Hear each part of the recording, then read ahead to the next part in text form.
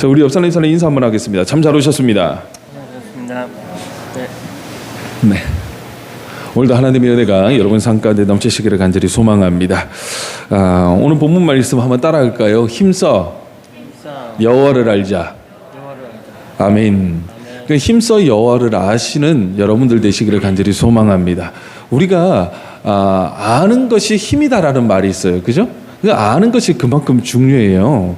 우리가 안다는 것, 그 안다라는 그 지식이 들어오면 어떤 일이 벌어질까요?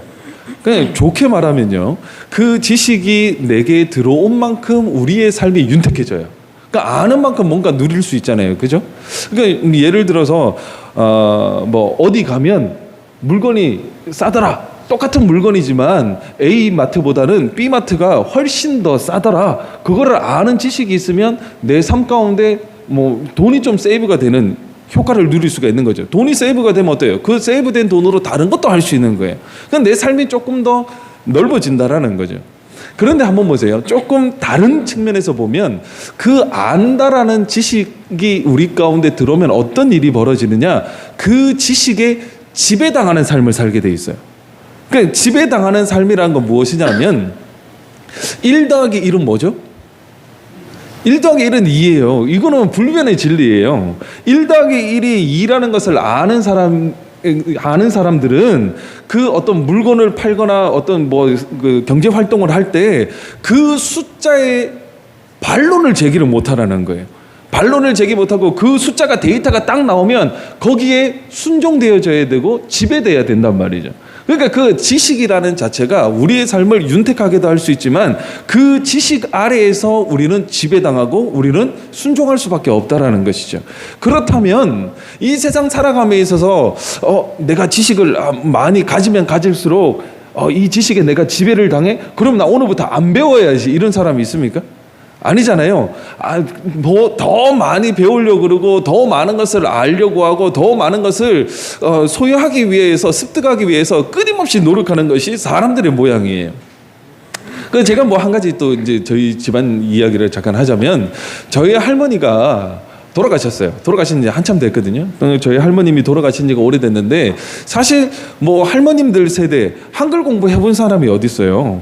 한글을 못 읽으셨어요. 그런데 다 늙어가지고 할머니가 한글을 혼자 독학을 하셨어요. 기억, 니은 써가면서 가나 다라 해가면서 그럼 혼자 쓰고 혼자 이 글씨가 맞는지 대조해가면서 읽어보고 어디 가고, 나중에 되니까 간판 읽는 재미가 있는 거예요. 길거리 돌아다니면서 간판 읽은 재미가 있는 거예요. 그래서 할머니한테 제가 물어봤어요. 제가 어릴 때 할머니 왜 지금 늦어가지고 한글 뭐 하려고 공부하려고 그러냐고. 왜? 그때는 저는 학생이잖아요. 그거 공부하는 게 싫은 때 아니에요. 공부하기 싫어가지고 나는 맨날 놀고 싶고 그냥 내 마음대로 하고 싶은데 왜 어려운 이거 공부를 하려고 그러냐고. 할머니 몰라도 상관없잖아요. 근데 할머니가 그런 말씀을 하셨어요. 내가 한글을 아니까 할 일이 많다라는 거예요. 한글을 아니까 내가 몰랐던 거 알아가는 그 재미가 있으니까 내가 사람 사는 재미를 알겠다라는 거예요. 그 결국은 뭐예요? 아는 만큼 내 삶의 영역이 넓어진다라는 거예요. 내 삶의 영역이 넓어진다는 건 이제는 아쉽지가 않은 거예요. 뭐 모르면 옆에 사람 찾아야 되고요. 야, 이건 무슨 글씨냐? 이건 무슨 말이냐? 물어봐야 되고, 사람 없으면 아무것도 못하고 발만 동동거리던 그 할머니가 한글을 깨닫고 나니까 그때부터는 어떻습니까? 혼자 마음대로 막 해도 되는 거예요. 뭐 얼마나 자유함이 있는 거예요. 그러니까 그 한글이 순간부터 인생이 달라지는 거예요. 자, 오늘 그러면 오늘 본문 말씀처럼 여러분들 힘써 여호와를 알자 그랬어요.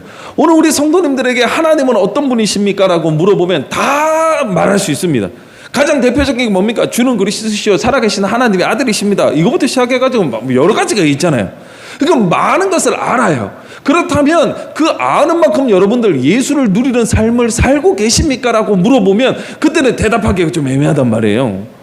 예수 그리스도를 아는 만큼, 하나님을 아는 만큼 여러분들 삶 가운데서 그 하나님의 말씀에 얼만큼 지배를 받는 삶을 삽니까라고 물어보면 그것도 대답하기가 애매하다라는 것이죠. 그럼 왜 그렇습니까? 아는 것으로 끝나면 안 되더라는 것이죠. 그 아는 것이 우리의 삶 가운데 적용이 되고 그 아는 것을 통해서 우리 삶 가운데 누림이 있으려면 그 아는 것이 우리 실생활에서 믿음이 돼야 되더라는 것이죠. 1 더하기 1이 2라는 사실에 대해서는 누구도 반론을 제기하지 않아요. 저도 아는 것이고 여러분들도 아는 것이고 저도 확실히 믿는 것이고 여러분들도 확실히 믿는 것이기 때문에 여기에서는 다른 이야기가 필요 없는 거예요. 그냥 하나 더하기 하나는 둘이다, 이걸로 다 끝나는 거예요. 그렇기 때문에 우리의 삶 가운데서 그거를 반론을 제기하는 사람 아무도 찾아볼 수 없어요. 그러니까 그 삶 가운데서 정확한 정답 속에서 그 진리 속에서 사회가 잘 돌아가고 있는 거예요. 오늘 하나님을 우리가 확실하게 믿고 하나님을 아는 지혜가 우리 가운데 확실하게 내 믿음에 되어 있다면 하나님의 말씀으로 인하여서 우리는 사라져 가는 자가 되어야 되더라는 것이죠. 그렇기 때문에 오늘 우리의 신앙을 다시 한번 돌이켜볼 필요가 있다라는 것이죠. 내가 지금 예수 믿은 지, 우리 흔히 그러잖아요. 내가 지금 예수 믿은 지가 몇 년 됐다. 교회 나온 지가 몇 년 됐다. 그 몇 년 됐다라는 시간 속에서 내가 얼마나 하나님의 말씀에 순종되어지고 지배당하는 삶을 살고 있는지를 봐야 되더라는 것이죠. 지배라는 단어 자체가 별로 좋은 단어는 아니에요. 그죠? 별로 좋은 단어는 아닌데 우리가 한번 보세요. 예를 들어 여러분들에게 나라를 선택하라고 합니다. 예를 들어 뭐 어디 저기 뭐 아프리카나 뭐 이게 치안이 별로 좋지 않은 소말리아 같은데 거기 위험하잖아요. 이거 여행 금지 국가 아니에요. 그런 나라를 선택할래, 미국을 선택할래 그러면 뭘 선택하시겠어요? 100이면 100 다 미국을 선택할 거예요. 그런데 그 나라에 들어갔다는 건 뭡니까? 그 나라의 보호도 받지만 그 나라의 법 아래에 내가 지배를 받는다라는 거예요.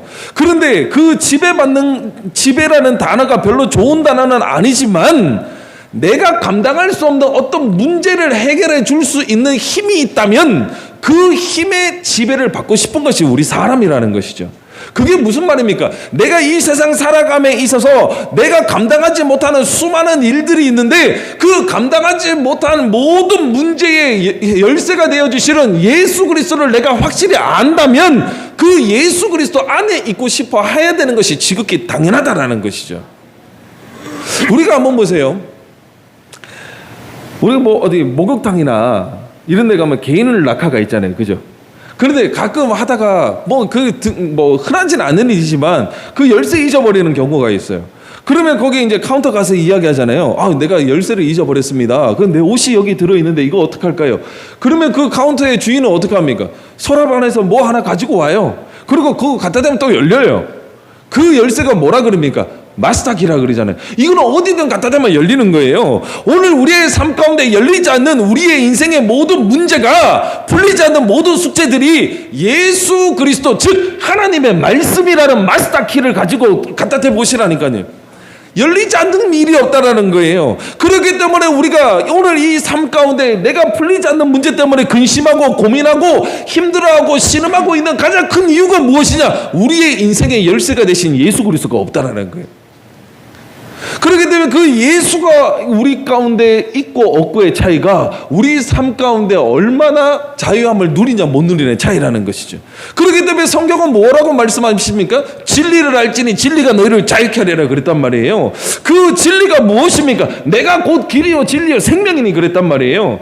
예수 그리스도가 진리입니다. 그 예수 그리스도가 우리를 자유케 하시더라는 것이죠. 그렇기 때문에 우리의 삶 가운데 내가 자유함이 없다라는 것은 뭐가 없다라는 겁니까? 예수가 없다라는 거예요. 그렇기 때문에 오늘 말씀 듣는 이 순간 정말 말씀을 통하여서 예수를 다시 만나시고 여러분 삶 가운데 자유가 회복되어지시기를 간절히 소망합니다. 오늘 본문은 호세아서인데요. 호세아서 전체 말씀을 보면 참 암담합니다. 음란한 세대라고 이야기를 하죠. 그래서 호세아 1장 잠깐만 한번 보겠습니다. 호세아 1장 2절 말씀에 보면요. 우리 한번 같이 읽어볼까요? 시작. 여호와께서 처음 호세아에게 말씀하실 때 여호와께서 호세에게 이르시되 너는 가서 음란한 여자를 맞이하여 음란한 자식을 낳으라. 이 나라가 여호와를 떠나 크게 음란함이니라 하시니 아멘. 그러니까 호세아 선지자에게 뭐라 그럽니까? 너는 가서 음란한 여자를 맞이해라. 음란한 자식을 낳아라 그랬어요. 그러니까 음란이라는 단어가 자꾸 나와요. 이 음란이라는 단어가 뭡니까? 우리는 자꾸 성적인 타락을 이야기하는데요. 사실은 그 음란이 아니에요. 뭐가 음란입니까? 이 나라가 여호와를 떠나 크게 음란함이니라. 여호와를 떠난 자체가 음란이에요. 우리가 생각하는 그 어떤 성적인 문제만이 아니라 하나님을 떠난 그 모든 것이 음란한 문제라는 것이죠. 그렇기 때문에 이 음란이라는 것은 무엇입니까? 죄라는 거예요. 죄. 그러니까 하나님을 떠나는 그 모든 것들이, 하나님을 떠나서는 우리는 죄인일 수밖에 없고 하나님을 떠나서는 우리는 음란한 자일 수밖에 없다는 것이죠. 이 이유에 대해서는요 계속 뒤에 나오는데요. 그래서 이 호세아 선지자는 고멜이라는 여자를 맞이해서 결혼을 합니다. 근데 이 고멜은 어떤 여자입니까? 음란한 여자였어요. 그러니까 몸을 파는 여자였단 말이에요. 그런데 그 고멜이라는 여자와 결혼해가지고 자식들을 낳아요. 근데 자식들을 낳는데 계속해서 하나님이 그 자식들한테 저주를 퍼부어요. 한번 봅시다. 자, 4절 말씀 한번 보시다. 여호와께서 호세에게 이르시되 그의 이름을 이스라엘이라 하라. 조금 후에 내가 이스라엘의 피를 예후의 집에 갚으며 이스라엘 족속의 나라를 피할 것임이라. 그날에 내가 이스라엘 골짜기에서 이스라엘의 활을 꺾으리라 하시니 고멜이 또 임신하여 딸을 낳음에 여호와께서 호세에게 이르시되 그의 이름을 루드하라. 내가 다시는 이스라엘 족속을 긍휼히 여겨서 용서하지 않을 것입니다. 그러나 내가 유다 족속을 긍휼히 여겨 그들의 하나님 여호와로 구원하겠고 활과 칼이나 전쟁이나 말과 마병으로 구원하지 아니하리라 하시니라. 고멜이 로하마를 젖된 후에 또 임신하여 아들 낳음에 여호와께서 이르시되 그의 이름을 로암미라 하라. 너희는 내 백성이 아니요 나는 너희 하나님이 되지 아니할 것임이라. 아멘. 한번 보세요. 지금 호세아가 잘못한 거 있어요, 없어요? 호세아가 잘못한 거 있어요? 없어요. 호세아는 하나님이 쓰시던 선지자예요. 그런데 그 호세아에게 불러가지고 뭐라 그랬어요? 이 세대가 음란하다. 근데 너는 음란한 여자를 맞이해서 결혼해라. 그리고 그 음란한 여자 사이에서 음란한 자식들을 낳아라. 호세아는 말씀에 순종되어진 것밖에 없어요. 그런데 그 말씀에 순종되어졌을 뿐인데 호세아와 고멜 사이에서 낳은 그 자식들은 다 하나님 앞에 지금 저주를 받아버렸어요. 하나님이 다 내쳐버렸다라는 거예요. 얼마나 억울하겠어요. 호세아는 말씀에 순종했는데 이게 웬 날벼락인 거예요. 그런데 하나님의 계획하시면 거기에 있는 게 아니에요. 자, 우리 10절 말씀 한번 봅시다. 10절 11절 시작. 그러나 이스라엘 자손의 수가 바닷가의 모래같이 되어서 헤아릴 수도 없고 셀 수도 없을 것이며 전에 그들에게 이르기를 너희는 내 백성이 아니라 한 그곳에서 그들에게 이르기를 너희는 살아계신 하나님의 아들이라 할 것이라. 이에 유다 자손과 이스라엘 자손이 함께 모여 한 우두머리를 세우고 그 땅에서부터 올라오리니 이스라엘의 날이 클 것임이라. 아멘. 한번 보세요. 주님께서는 그 호세아와 고멜 사이에서 난 모든 자녀들을 저주했어요. 그런데 중요한 것은 무엇입니까? 그러나가 들어갔어요. 그러나. 이 그러나라는 것이 무엇입니까? 하나님의 은혜라는 사실입니다. 오늘 우리의 삶 가운데 이 그러나라는 이 말이 얼마나 중요한지 몰라요. 물론 안 좋은 뜻의 그러나도 있습니다. 하나님을 경외하고 했으나 그러나 이렇게 나오면 이게 곤란한 거예요. 그런데 앞에 지금 모든 것이 다 저주의 메시지였지만 그러나라고 표현했던 건 뭡니까? 그 삶에 반전이 있다라는 거예요. 우리 드라마를 보더라도 반전이 있으면 얼마나 통쾌합니까?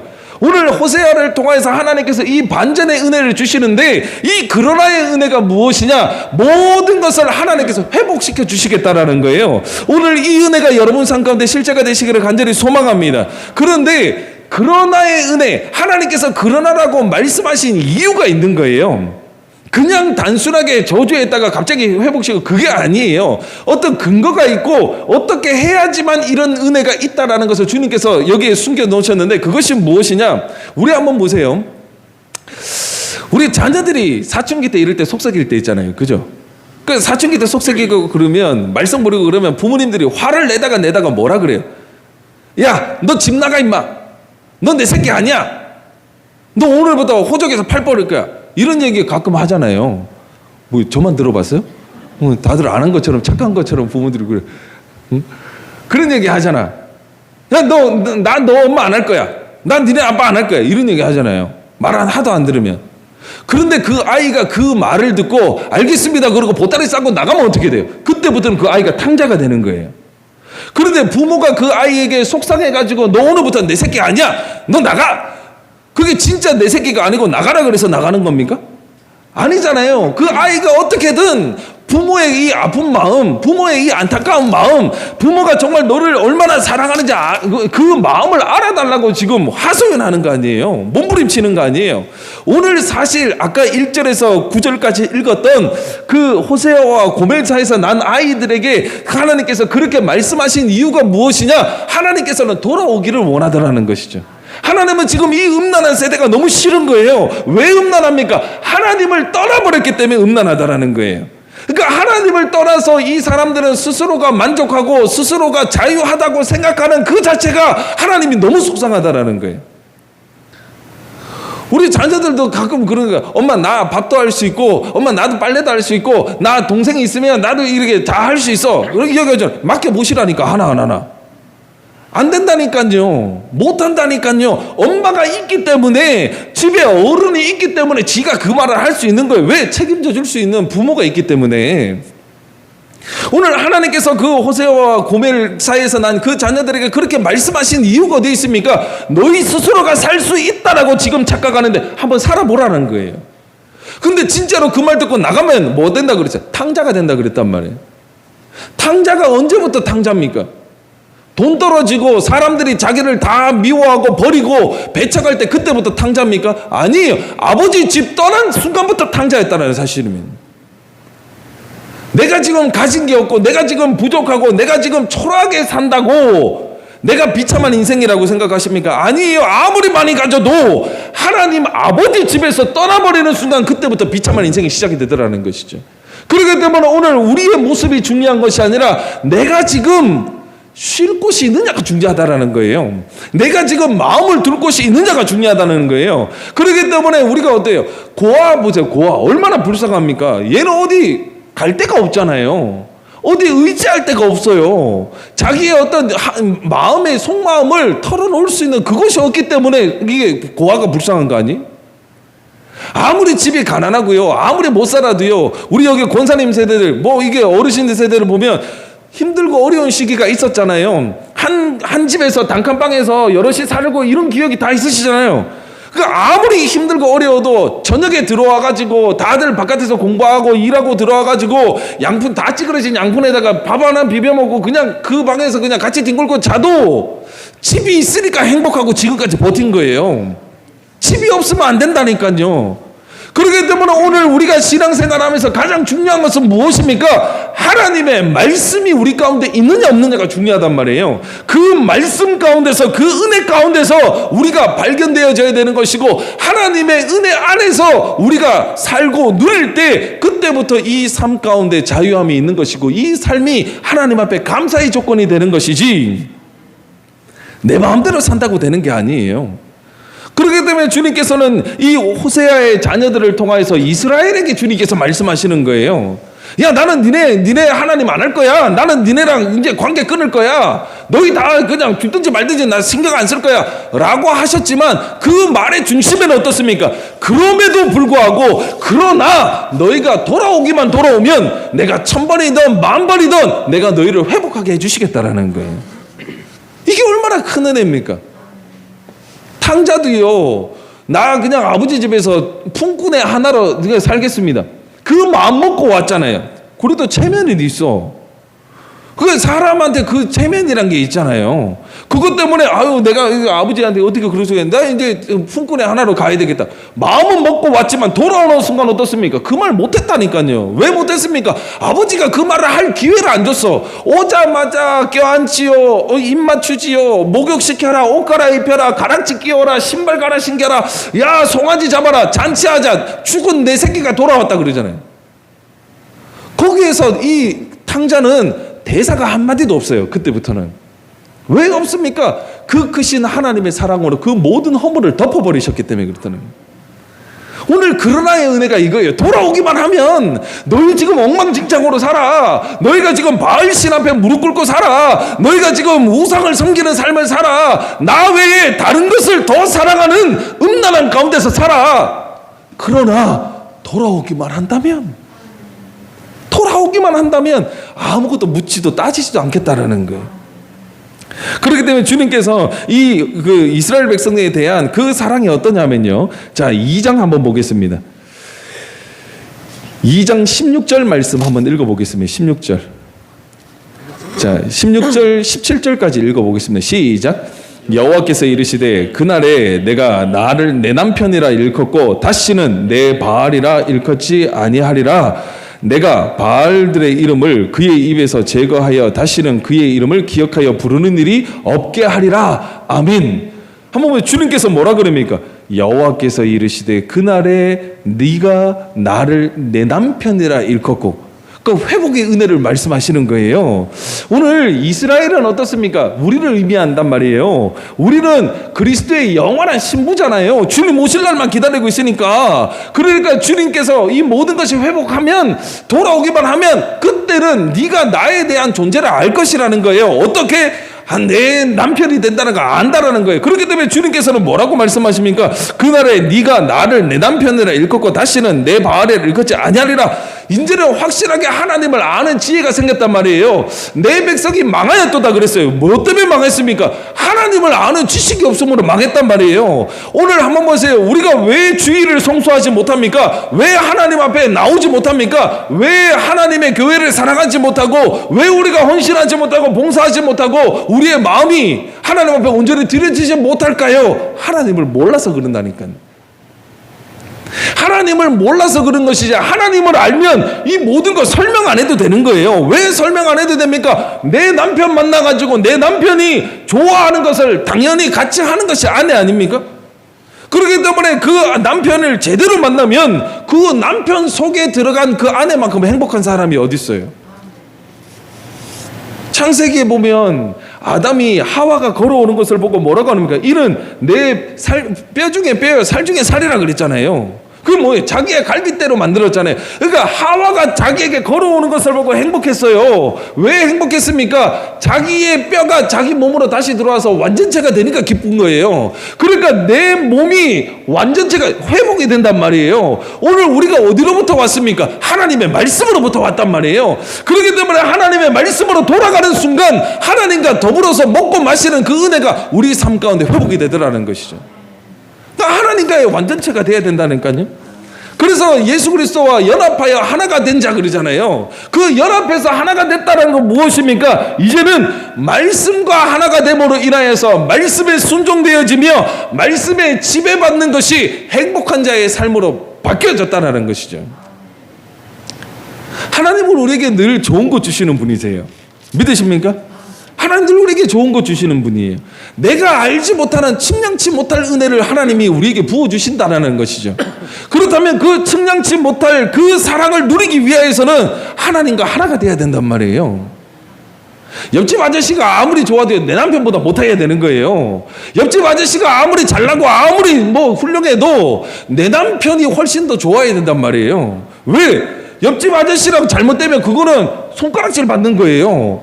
오늘 우리가 하나님과의 관계가 회복되어지면 이 세상이 시시해 보이더라는 것이죠. 그런데 우리가 하나님과 하나가 되었음에도 불구하고 자꾸 세상을 끼웃끼웃 한다면 그게 어떻게 됩니까? 이건 말이 안 된단 말이에요. 그렇기 때문에 우리는 늘 하나님과 하나가 됨으로 인하여서 그 하나님이 주시는 은혜로 만족되어질 수밖에 없도록 하나님께서 우리에게 은혜 베푸신다고 약속하셨잖아요.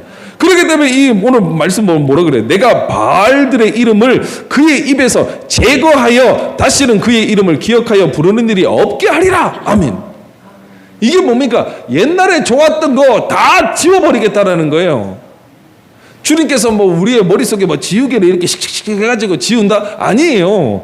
우리 인간은 안 지워진다니까요. 죄로 말미암아 타락되어지고 오염되었기 때문에 언제든지 우리가 그쪽으로 다시 넘어간다니까요. 왜? 옛날 그 습성을 버리지 못해. 죄가 아직 있기 때문에. 근데 주님께서 이 모든 것을 내 입에서 제거한다는 건 무엇입니까? 그것이 생각나지도 않을 만큼 더 좋은 것으로 채우시겠다라는 거예요.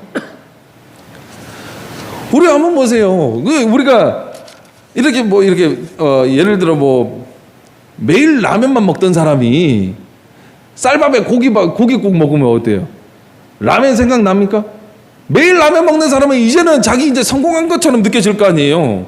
그 북한 사람들 요즘도 이야기하잖아요. 네 밥에 고깃국 먹는다 그러잖아요. 그거 먹으면 그게 제일인 줄 안단 말이에요. 왜? 그거를 못 먹어봤기 때문에 그렇잖아요. 그런데 그거 먹는 사람이 옛날에 꽁보리밥 먹는 그거에 추억하고 나 다시 돌아갈래 그러겠어요? 안 돌아간단 말이에요. 가끔 생각나서 먹을 수는 있겠지만 옛날 그 삶으로 다시 돌아가라 그러면 안 돌아간단 말이에요. 생각하기도 싫어요. 끔찍해. 결국은 하나님의 은혜가 무엇입니까? 예전에 우리가 사랑했던 그 모든 것을 잊어버릴 만큼 더 좋은 것으로 우리에게 채워주시겠다라는 거예요. 그러니까 하나님이 우리 가운데 오셔가지고 예를 들어 우리의 머릿속에 지우개를 이렇게 슥슥슥 지었다. 하나님 되게 이기적이잖아요. 하나님 그런 하나님 아니에요. 더 좋은 것으로 채워주시면서 더 좋은 은혜를 부어주시면서 이제는 옛것을 생각하는 것이 아니라 지금 나와 함께 하시는 그 하나님을 사랑하게 하시는 것이고 지금 내게 은혜 주시는 그 하나님 앞에 감사할 수 있도록 우리의 삶을 바꿔주시겠다라는 거예요. 근데 이거는 우리의 노력이 아니잖아요. 자, 그러면 오늘 본문으로 한번 넘어가겠습니다. 오늘 본문으로 오라 우리가 여호와께로 돌아가자 그랬어요. 제가 지금 서론 부분에 이야기했던 게 여기 이제 결론이에요. 아까 그랬잖아요. 돌아오기만 하면 그 호세아 자녀들에게 그렇게 이야기했잖아요. 나 니네 하나님 안 할 거야. 이제 너희랑 상관없어. 이야기했잖아요. 근데 그 다음 뭐라고 했어요? 그러나 그랬잖아요. 그러니까 이게 뭡니까? 오라 우리가 여호와께로 돌아가자라는 거예요. 그러나의 은혜를 체험하기 위해서는 반드시 돌이켜야 된다라는 거예요. 돌아가자. 여호와께서 우리를 찢으셨으나 도로 낫게 하실 것이요 우리를 치셨으나 싸매어 주실 것임이라. 아멘. 아까 호세아 그 자녀들을 얼마나 치셨어요. 얼마나 가슴 아프겠어요. 호세아나 고멜은 자기들은 잘못한 게 좋다 이거예요. 오늘 우리 부모님들 다 마찬가지 아니에요? 여러분들은 조금 힘들게 살아도요 우리 자녀들만큼은 행복하게 살기를 원하잖아요. 안 굶었으면 좋겠잖아요. 똑똑하게 잘 자랐으면 좋겠고 건강하게 잘 살았으면 좋겠잖아요. 왜 그렇습니까? 내가 내 생명으로 낳았기 때문에 그렇단 말이에요. 더 나아가서 우리 자녀들이 아플 때 우리 부모님들은 어떤 마음이 들어요? 차라리 내가 아팠으면 좋겠다 그러잖아요. 차라리 내가 대신 아파줬으면 좋겠고 차라리 내가 힘들었으면 좋겠다는 거예요. 왜? 사랑하니까. 그러니까 그 모든 것들이 무엇입니까? 정말 하나님 아버지의 그 사랑이 오늘 우리 가운데 임하시면 정말 하나님께서 우리에게 때로는 징계를 주시고 때로는 우리를 찢으시는 그 상황 가운데서도 하나님께서는 오매불망 무엇을 기다리십니까? 돌아오기를 원하시다라는 게 회복시키시기 위하여서. 우리가 자녀들 훈육할 때 가끔 때리기도 하잖아요. 그럼 왜 때립니까? 엄마 마음 알라고 때리는 거 아니에요? 더 큰 사고 치기 전에 오늘을 기억하라고 때리는 거 아니에요? 이거 맞고 너 엄마 말 안 들으시니까 나가 죽어버려라 이런 마음 갖고 때리는 사람이 어딨어요? 한 대 때리는 엄마 마음은 얼마나 아파요? 애 상처나고 이런 거 보세요. 예를 들어 잘못 때려가지고 멍들고 그런 거 한번 보세요. 얼마나 아프겠어요. 제가 어릴 때 있었던 일이에요. 제가 어릴 때 제가 뭐 개구장이었으니까 엄청 많이 혼났어요. 근데 어느 날 아버지한테 죽도록 맞았어요. 엄청 맞았어요. 엄청 맞다 보니까 저도 참 이게 좀 무식했던 것 같아요. 이게 제가 어릴 때 참 건강했거든요. 아버지가 때릴 때 잘못했어요. 그리고 아버지한테 싹싹 빌고 막 이렇게 퍽 안기고 그랬으면 되는데 무식하게 이게 맷집만 좋아. 그러니까 맷집 좋으니까 그냥 맞고 있는 거고 무서우니까 말도 못했을 뿐인데 아버지는 그거 보면 뭐라 그래? 이놈이 이게 개긴다고 생각할 거 아니에요. 버틴다고 생각할 거 아니에요. 그러니까 죽도록 맞는 거예요. 아버지한테 맞은 기억이 되게 많아. 근데 또 때리는 아버지는 기억이 별로 없대. 하여튼 엄청 많이 맞았어요. 엄청 많이 맞았는데 어느 날 아버지한테 또 이제 엄청 이제 혼나고 맞고 이제 잠을 자는데 이상한 거예요. 느낌이 이상해. 느낌이 이상해서 이게 조금씩 이게 쳐다보니까 아버지가 이게 엎드려 뻗쳐가지고 이게 맞았단 말이에요. 맞으니까 여기가 이제 터진 거야. 그러니까 터지니까 그 아버지가 약을 발라주시는 거예요. 약을 발라주시는데 그 약보다 제가 마음이 있는 게 있어. 아버지가 거기서 눈물을 뚝뚝뚝뚝 흘리시는 거예요. 내 다리에 눈물이 이렇게 떨어지는 게 느껴지는 거야.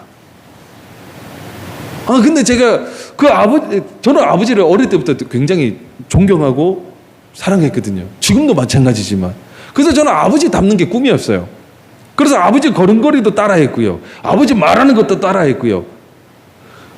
여러분 가끔 저희 아버님 이제 교회 아시잖아요. 그죠? 그 옛날 설교 한번 찾아보시라니까. 설교할 때 이런 손 제스처도 굉장히 닮았어요. 이건 따라 하려고 그런 거 아닌데 이상하게 와. 그만큼 아버지의 모든 것을 닮고 싶었어요. 지금도 마찬가지고요. 근데 그 아버지가 내 다리를 붙들고 우시는 거예요. 이게 마음이 이상해지는 거예요. 우리 아버지는 정말 내 입장에서는 슈퍼맨인데, 내 입장에서는 세상에서 가장 큰 사람인데, 이게 아버지가 왜 우시지? 엄청나게 큰 충격이었는데, 그 충격 속에서 제가 뭘 깨달으면 저도 눈물이 나는 거예요. 왜? 우리 아버지가 저렇게 울게 만든 내가 너무 미운 거예요. 그게 너무 속상한 거예요. 그 어릴 때 어떻게 보면 그냥 아파가지고 우는 게 지극히 당연한데 저도 좀 이상했나 봐. 그 아버지의 마음이 얼마나 아플까, 아버지가 얼마나 속상했을까, 아버지가 저렇게까지 하시는데 진짜 내가 나쁜 놈인가 보다. 그래서 되게 슬펐어요. 그러면 어떨까요? 그 다음부터 사고를 칠까요, 안 칠까요? 그래도 쳤어요. 변하지 않아. 그런데 사고는 치지만 그 사고 치는 범위가 조금씩 줄어들어요. 왜? 아버지의 그 마음을 내가 알았기 때문에 그렇단 말이에요. 오늘 우리가 하나님 앞에 은혜 받았다고 해가지고 단숨에 변하지 않아요. 오늘 우리가 하나님을 만났다고 해가지고 단숨에 그냥 손바닥 뒤집에 변하지 않는다니까요. 그렇기 때문에 믿음은 들음에서 난다 그러잖아요. 그 믿음이 우리의 삶 가운데 조그맣게 자리 잡고 있으면 이 믿음은 말씀을 듣고 또 들을 때에 믿음이 그리스도의 장성함을 자꾸 자라야 된단 말이에요. 자꾸 자라니까 아버지의 마음을 그때부터 더 잘 알기 시작하는 거예요. 우리 꼬마 아이들이 엄마 힘들지? 내가 어깨 주물러 줄게. 뭐 시원해요? 여러분 집에서 자녀들이 꼬마 아이들이 이게 유치원생이나 초등학생 애들이 엄마 어깨 주물러 주고 시원하냐고요? 안 시원한데도 시원하다 그러잖아요. 왜? 그 마음을 아니까 시원한 거예요. 그런데 그 아이는 그 정도 수준밖에 안 돼. 엄마가 힘드니까 내가 이렇게 해줘야지. 그 정도 수준밖에 안 돼요. 근데 이 아이가 점점 커가지고 대학 가고 사회생활하고 그러면 엄마 힘드시죠? 많이 어렵죠? 제가 그 엄마 힘드니까 제가 집에 안마의자 하나 보낼게요. 이제는 뭔가 달라지는 때가 온단 말이에요. 생각하는 게 다르단 말이에요. 그런데 조금 더 자라가지고 지가 가정을 꾸리고 지가 결혼해가지고 나중에 자녀를 낳으면 그때 어떻게 됩니까? 엄마 어떻게 나를 이렇게 잘 키웠냐고. 그때 알잖아요. 어떻게 나를 안 버리고 이렇게까지 키웠냐고. 저는 이게 결혼하기 전까지만 하더라도 아버지한테 맞은 기억도 있고 혼난 기억이 많다 보니까 나는 우리 아버지처럼 애들 저렇게 안 때려야지 이런 마음이 있었거든요. 근데 결혼을 해보니까 제가 저희 어머니랑 아버지한테 그러니까 아버지 엄마 그때 나 안 때렸으면 나 인간 못 됐을 것 같은데 진짜 감사하다고. 결혼을 하고 나서 알았어요. 결혼하고 나서. 그럼 모른다니까요.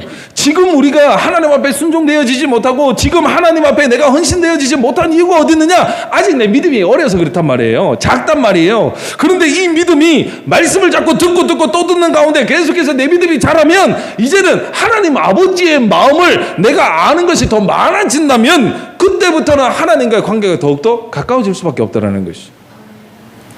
그러니까 하나님께서는 우리를 치시고 하나님께서 우리에게 어떤 징계를 주실 때에는 하나님 마음을 알아달라는 거예요. 하나님이 우리를 그만큼 사랑하시니까 우리를 놓치기 싫으니까 더 멀리 가기 전에 우리를 붙들으시기 위한 하나님의 사랑의 표현인 줄 믿으시기를 간절히 소망합니다. 그렇게 되면 주님께서 돌아오면 어떻습니까? 싸매주신다잖아요. 돌아오기만 하면 하나님께서 아무것도 묻지도 않고 따지지도 않는다라는 거예요. 왜? 부모와 자식 간에 묻고 따지는 게 어디 있겠습니까? 내 생명으로 낳았는데 내 자녀가 아무리 잘못을 하더라도 엄마 죄송해요 그러면 그 한마디에 다 녹아져야 되는 것이 부모의 마음 아닌가요? 오늘 우리도 하나님을 아버지라고 부르잖아요. 그 하나님이 진짜 내 아버지라면 언제든지 주님 앞에 돌아가야고 언제든지 주님 앞에 가서 내가 무릎을 꿇어야 되고 언제든지 주님과의 사랑이 회복되어지는 그 은혜를 체험해야지만 우리의 신앙생활이 재밌게 변하더라는 것이죠. 탕자처럼 체면치레하면 안 된다니까요. 아, 내가 가가지고 품꾼 중에 하나로 이거 생각할 시간에 그냥 가면 되는 거예요. 오늘 우리가 교회 떠나서 교회 다시 오시는 분들 이야기 들어보면 이런 분들 너무 많다니까요. 아유, 내가 지은 죄가 많아가지고 내가 아직 해결되지 않는 게 너무 많아가지고, 아이, 그러면 예수 안 믿어도 지 혼자 해가지고 구원받고 천국 가면 되지. 죄인인 거를 알고 죄가 죄인 줄 아는 사람이 예수 앞에 나와야 되잖아요. 그런데 그 죄를 조금 해결해 놓고 간대. 그러면 예수가 필요 없는 거예요. 아직 하나님을 모른다라는 것이죠. 오늘 우리가 하나님을 알면 있는 모습 그대로 지금 여러분이 있는 그곳에서 하나님을 예배하는 자가 돼야 되다라는 사실입니다. 여호와께서 이틀 후에 우리를 살리시며 셋째 날에 우리를 일으키시리니 우리가 그의 앞에 살리라. 그러므로 우리가 여호와를 알자, 힘써 여호와를 알자. 그의 나타나시면 새벽빛같이 어김없나니 비와 같이 땅을 적시는 늦은 비와 같이 우리에게 임하시리라 하니라. 아멘. 그러니까 오늘 말씀의 결론이자 핵심인데요, 우리가 여호와를 알자, 힘써 여호와를 알자 그랬어요. 왜 하나님을 알아야 됩니까? 하나님을 모르니까 죄 짓는 거예요. 하나님을 모르니까 이 세상이 좋아 보이는 거예요. 하나님이 모르니까 하나님보다 나를 더 사랑할 수밖에 없다라는 것이죠. 그렇기 때문에 다른 것은 몰라도 하나님을 힘써 알아보자니까요. 말씀이 있는 곳에, 은혜가 있는 곳에, 예배가 있는 곳에 여러분들이 함께 하시기를 간절히 소망합니다. 말씀을 들어야 하나님을 알지요. 왜? 말씀 자체가 하나님이시기 때문에. 그렇기 때문에 이 말씀이 내 귀에는 이거 잘 모르겠다, 이해가 안 간다, 나 아직 이걸 잘 수긍이 안 간다, 괜찮다니까요. 밥 맛있거나 맛없거나 엄마 주는 대로 먹으면 살찌고 크는 거예요. 내가 지금 말씀이 깨달아지지 않아요. 무슨 얘기하는지 몰라요. 잘 이해가 안 가고 아멘도 되어지지 않지만 하나님이 원하시는 그 뜻대로 여러분들 삶이 하나님의 말씀 가운데, 예배 가운데 나오시기만 하더라면 반드시 그 말씀을 통하여서 하나님이 여러분들을 아신 바 된다는 것을 깨닫는 순간 우리들의 삶이 바뀌어지기 시작하더라는 것이죠. 말씀이 다 깨달아진다고요? 저도 이거 성경 다 몰라요. 모른다니까요. 근데 모르지만 이 말씀을 보잖아요. 왜 봅니까? 밥이 맛있고 맛없고 그 의미가 없는 거예요. 일단은 엄마가 자식들을 위해서 밥상 차리면 좋은 거 차리겠어요? 해로운 거 차리겠어요? 좋은 거 차릴 거 아니에요. 오늘 하나님의 말씀이잖아요. 내가 이 말씀을 잘 깨닫지 못하고요, 알지 못한다고 해가지고 이거 해로운 말씀이 아니거든요. 하나님께서 이 말씀이 내가 꼭 필요한 말씀이기 때문에 말씀하신 거 아니에요. 그렇다면 깨달아지지 않더라도 그 말씀을 먹어보시라니까요. 그 말씀을 보라니까요. 그 말씀을 들어보시라니까요. 그러면 언젠가 그 말씀을 통하여서 여러분들의 신앙이 자라고 여러분들의 믿음이 자라면 예전에 깨달았지 못했던 그 말씀이 깨달아지기 시작하더라는 것이죠. 제가 이제 그 설교 때 제 얘기 가끔 하잖아요. 제가 참 신기한 게 있어요. 저희 집안 어르신들이 식습관이 조금 굉장히 좀 특이해요. 그러니까 보면 할아버지도 그러고 아버지도 그러고 삼촌들도 그러고 쓴 음식을 굉장히 좋아해요. 그러니까 나물도 쓴바기 같은 거 이거 그렇게 해가지고, 심지어 저희 할아버님은 이게 쓴바기 쓴 거를 하도 좋아하셔가지고 쓴 나물 살짝 데치잖아요. 물에 끓이잖아요. 그죠? 그러면 그 물도 마시셨어요. 보통 버리잖아요. 근데 그 쓴 게 좋으니까 드셨어. 근데 저는 안 먹죠. 어린애들 누가 먹어요? 그런데요, 어느 정도 나이 드니까 저도 그 쓴 거를 엄청 좋아해요. 그래서 집에 쓴 나물 하면 한 끼 다 먹어버리고 그러거든요. 그러니까 이게 자라니까 그 맛을 아는 거예요. 어릴 때는 몰랐다니까요. 왜 우리 아버지는, 왜 우리 할아버지는 맨날 저런 거 맛대가리 없는 거? 왜 우리 엄마는 항상 나를 푸른 초장으로 인도하실까? 나는 고기 반찬이 좋은데 맨날 밥상에는 푸른 초장만 있어. 이해할 수 없었다니까요. 그런데 내가 나이 들고 자라보니까 그 맛을 알겠거든. 그런데 나이 먹고 자라기까지는 내가 좋던 싫던 엄마가 차려주는 밥 먹었다니까요. 근데 계속 먹다 보니까 나중에는 내가 알지 못했던 그 맛을 깨닫고 나니까 그 맛을 즐기고 누리는 자가 되더라는 것이죠. 오늘 하나님의 말씀도 똑같은 거예요. 지금은 몰라도 돼요. 모르는 게 당연하죠. 내가 하나님을 아직 깊이 알지 못하는데. 그렇기 때문에 우리가 늘 말씀 가운데 나와야 되는 거, 교회 가운데 나와야 되는 것이고, 은혜 받는 삶에서 우리가 절대로 포기되어지면 안 되더라는 것이죠. 그렇기 때문에 오늘 본문은 뭐라고 합니까? 힘써 여호와를 알자 그러잖아요. 힘써 여호와를 알면 알수록 우리가 정말 힘든 것이 아니라 힘껏 여호와를 알면 알수록 우리의 삶 가운데 자유함이 있는 줄 믿으시기를 간절히 소망합니다. 그 자유함이라는 게 무엇입니까? 주 안에 있는 나에게 딴 근심이 있으랴 해요. 주 안에 있는 나에게는 근심이 없다는 소리예요. 주 안에 있는 나에게는 어떤 염려가 없다는 소리예요. 주 안에 있는 나에게는 그 어떤 것도 나를 힘들게 할 수 없다라는 하나님의 은혜가 우리 가운데 있다라는 것이죠. 무엇이 힘듭니까? 무엇이 어렵습니까? 이 세상 살아가는 것이 힘듭니까? 물질이 힘듭니까? 어떤 건강 문제 때문에, 사업 문제 때문에, 자녀들 문제 때문에 힘드십니까? 진짜 힘든 것은 무엇입니까? 하나님의 말씀, 즉 예수 그리스도를 모르는 게 힘들어야 된단 말이에요.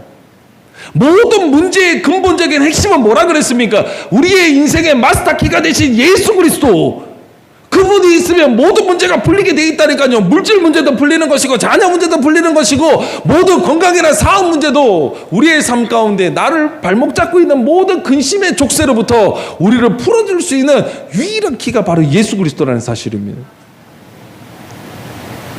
이렇게 이야기하면 여러분들 또 오해한단 말이죠. 예수 잘 믿으면 돈 생기나 보다. 예수 잘 믿으면 병도 고치나 보다.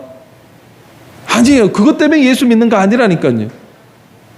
예수 믿게 되면 우리의 인생의 그 모든 염려와 근심, 그거에 상관없이 우리가 하나님 때문에 행복한 자로 누릴 수가 있다는 것이죠. 우리 똑같다니까요. 우리 힘들고 어려워도 정말 단칸방에 살아도 아버지들이 밤에 퇴근해가지고 힘들게 와도 내 아들이 이렇게 내 자녀가 이렇게 누워서 자는 거 보면 그래 힘내야지. 그래도 저것 때문에 내가 산다. 오늘 힘들고 어려워도요 예수 때문에 사는 자가 되셔야 되니까. 힘들고 어려워도 예수 때문에 힘이 나는 자의 삶을 사셔야 된다니까요. 정말 눈물 나고 어려운 상황 가운데서도 나와 함께 하시는 그 예수 그리스도, 나를 붙들고 계신 하나님의 말씀 때문에 우리가 웃을 수 있어야 되더라는 것이죠. 삶이 변하지 않아요. 하지만 우리의 삶의 질이 변한다라는 것이죠. 만족의 은혜가 있는 것이고요. 감사의 조건이 되는 것이고요. 사람들 죽겠다 할 때에 우리 가운데 하나님은 우리의 입에 새 노래를 부어주신다고 약속하셨으니까 늘 감사할 수 있는 그 은혜가 진짜 하나님을 사랑하는 성도의 삶이라는 사실입니다. 오늘 말씀의 결론을 맺겠습니다. 오늘 본문은 힘써 여호와를 알자. 힘써 여호와를 알아야 되는 정말 절절한 시기에 우리가 살고 있습니다. 코로나 때문에 다들 힘드시죠. 뭘 해도 안 돼요. 할 것도 없고요. 하지만 신앙생활만큼은 포기되어져서는 안 되더라는 것이죠. 지금이야말로 힘써 여호와를 알 수 있는 가장 절호의 찬스라는 사실입니다. 더 절실하잖아요. 저는 두려워요. 정말 우리 성도들이, 아니요, 우리 대한민국의 모든, 아니 전 세계 모든 성도들이 혹시라도 1년 넘게 코로나 생활로 인해서 온라인 예배에 그냥 습관이 됐을까 봐 하나님 앞에 기도한다니까요. 하나님, 정말 모임의 중요성, 함께 모여서 교회를 세워나가는 그 즐거움, 함께 하나님을 찬양하고 함께 하나님을 예배하고 함께 교회를 위하여서, 우리 성도를 위하여서, 이 나라 이 민족을 위하여서 기도할 수 있는 그 기도 소리가 빨리 회복되게 해달라고. 언젠가부터 익숙해지지 않습니까? 가정에서 예배드리는 게 익숙해지지 않습니까? 틀렸다는 얘기가 아니에요. 그런데 뭐가 두렵습니까? 교회가 점점 멀어지는 게 두려운 거예요. 교회의 존재가 이제는 없어도 되네라고 하는 그 얄팍한 인간의 생각이 두렵다라는 것이죠. 우리 모든 성도님들, 우리 오늘 가정에서 예배 드리시는 우리 모든 성도님들, 예배 드리시는 이 즐거움을 그 어떤 것과도 바꾸거나 포기하지 않으시기를 간절히 소망합니다. 회복의 은혜가 있을 때는 우리가 모여야 되더라는 것이죠. 모여서 함께 예배 드리고 모여서 하나님을 찬양하고 예배하는 그곳이 바로 우리 김포 창일교회가 되어야 되더라는 사실입니다. 오늘 이 은혜가 여러분 삶 가운데 실제가 되므로 여러분들과 오늘도 변함없이 함께 하시는 하나님, 이번 한 주간의 삶 가운데서도 여러분들에게 은혜 주시고 좋은 것 주시는 그 하나님, 그 하나님으로 인하여서 늘 감사의 조건이 넘치시고 승리하시는 한 주간의 삶이 되시기를 간절히 소망합니다. 기도하겠습니다.